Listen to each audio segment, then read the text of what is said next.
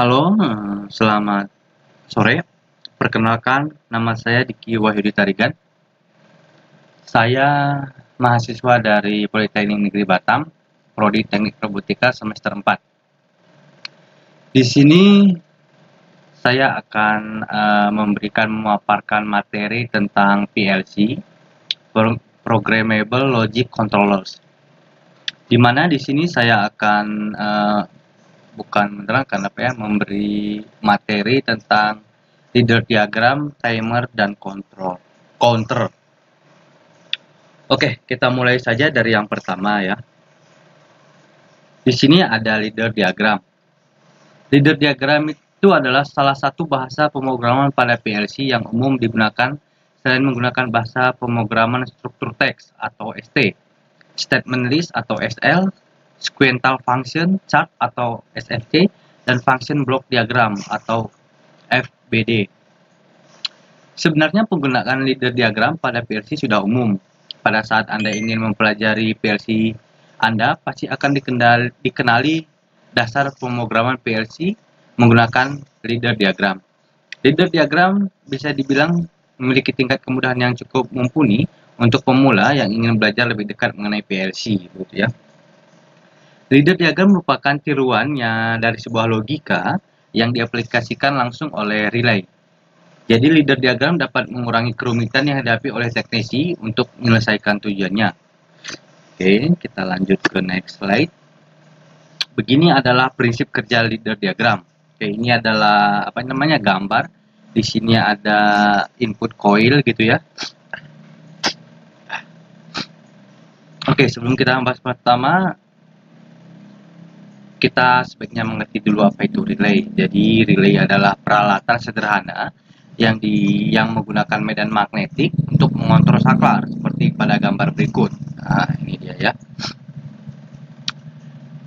Dan dari penjelasan dari gambar ini, ketika tegangan diberikan pada masukan koil, arus yang tercipta menghasilkan medan magnetik. Medan inilah yang akan menarik saklar metal ke arah yang akan menyentuh bagian saklar yang lain.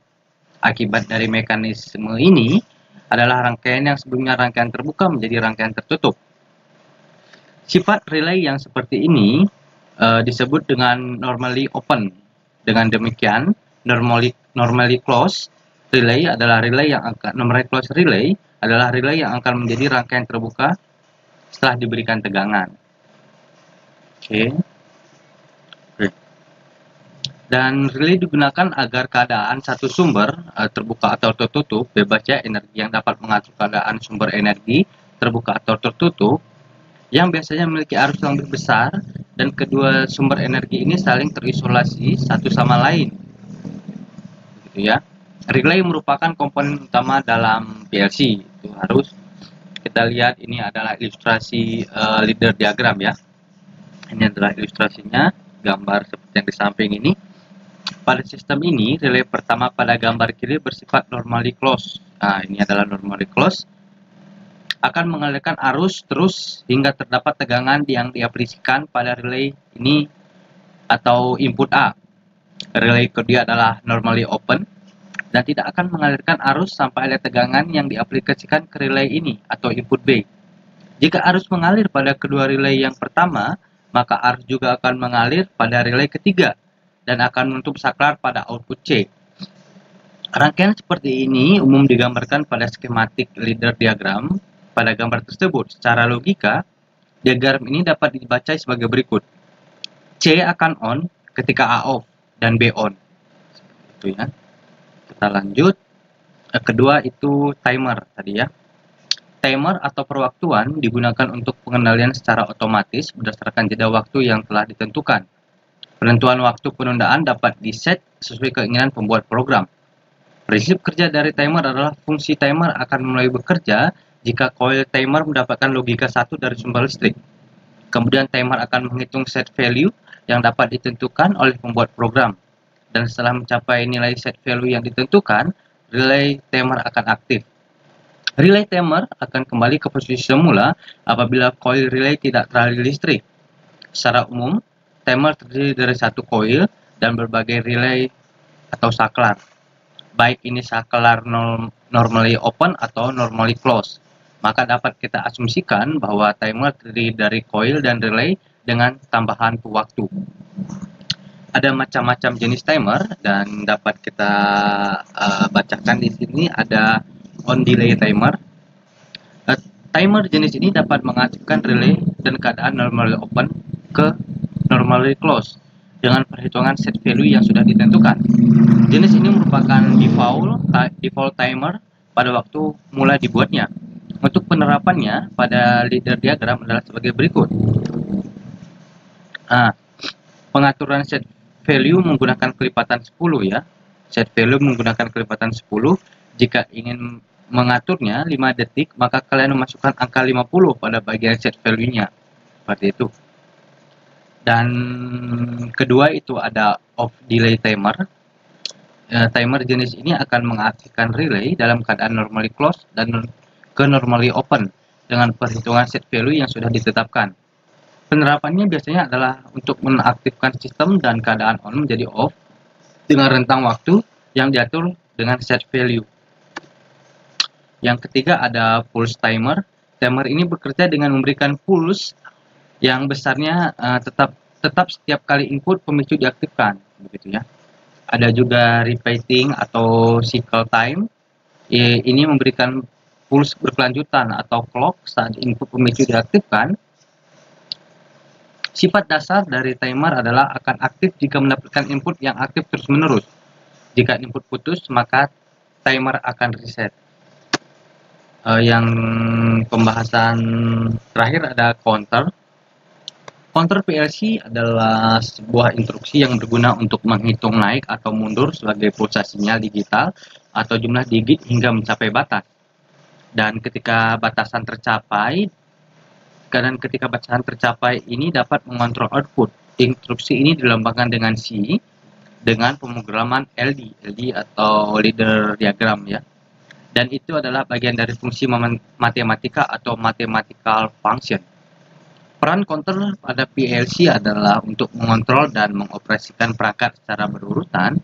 Urutan-berurutan ini bisa dalam urutan naik ataupun turun. Kita ada beberapa counter ya. Ada counter limit PLC. Kontrol pada PLC menggunakan variabel tipe data tertentu untuk menyimpan angka di PLC. Semua counter perlu menyimpan setidaknya 2 nomor, yaitu ada counter limit dengan current counter value. Karena kedua nomor ini disimpan dalam tipe data tertentu, maka juga memiliki batasannya. Banyak PLC menyimpan kedua angka sebagai tipe data word atau integer. Dan jika mengingat dasar-dasar tipe data PLC, akan tahu bahwa word membutuhkan 16 bit. Seperti itu. Ini adalah cara kerja counter PLC diagram blok ya. Sirkuit dasar internal counter membutuhkan satu daya tambahan, terminal input-output, sirkuit counter, dan display digital. Seperti inilah diagram blok counter PLC. Di sini ada connector output, di sini ada input modul, counter display, counter circuit, dan sebagainya ya. Ada perbedaan antara timer dan counter PLC. Keduanya memiliki fungsi sebagai instruksi pemrograman yang sama untuk mengontrol dan mengoperasikan perangkat. Tetapi perbedaan utama di antara keduanya adalah counter menghitung pulsa digital sekuensial dalam bentuk linear, sedangkan timer menghitung dan mengontrol operasi berdasarkan interval waktu. Gitu. Instruksi counter PLC pada leader diagram seperti inilah.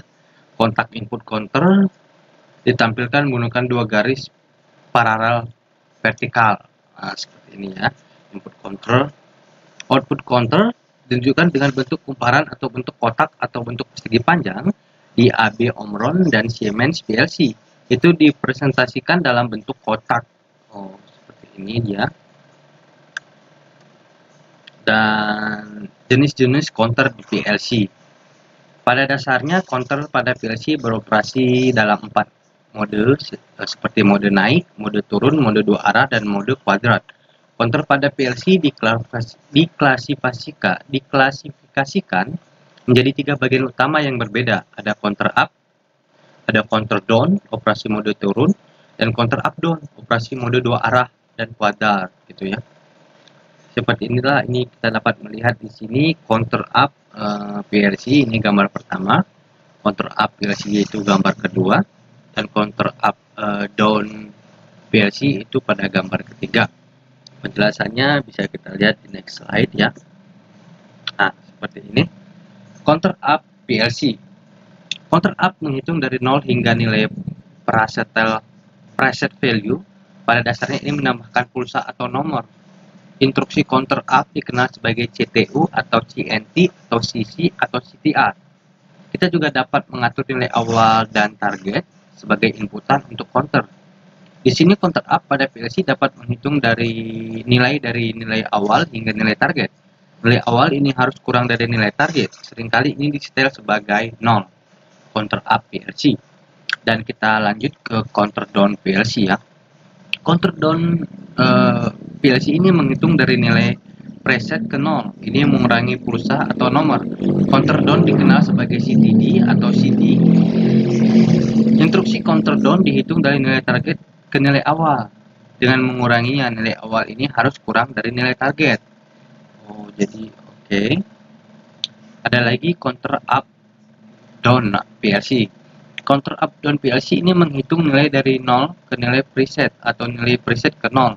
Dengan kata lain, instruksi counter ini bisa berfungsi sebagai counter down atau counter up. Instruksi counter up down PLC dikenal sebagai CTUD. Untuk metode operasi dua arah dan kuadratur, counter up down dapat dipilih tergantung pada status, tinggi atau rendahnya terminal input counter yang ditentukan. Dalam pemrograman PLC, instruksi counter up down sebagai besar digunakan untuk pulsa atau unit counter increment dan decrement. Oke, dari semua ini rangkuman mengenai fungsi instruksi counter tadi dapat dirangkum bahwa fungsi dasar counter adalah untuk menghitung pulsa sinyal digital atau sistem binar. Yang kedua, merek PLC yang berbeda menawarkan rentang nilai counter yang berbeda pula. Yang ketiga, counter bekerja sesuai dengan mode yang digunakan. Yang keempat, counter beroperasi dalam metode up, metode down, metode dua arah, dan metode kuadratur. Counter up dimulai dari 0 atau nilai awal hingga nilai target. Counter down dimulai dari nilai target hingga nilai awal atau 0. Kita juga dapat mengatur urang counter begitu. Dan sekian presentasi dari saya. Mohon maaf jika ada salah tutur bahasa perkataan. Selamat sore.